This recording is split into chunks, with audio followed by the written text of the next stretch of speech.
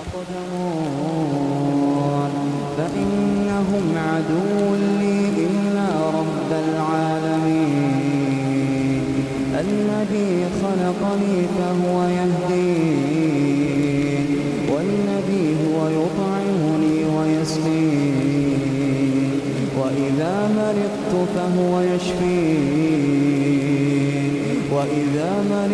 فهو يشفين والذي يميتني ثم يحيين والذي أطمع أن يغفر لي خطيئتي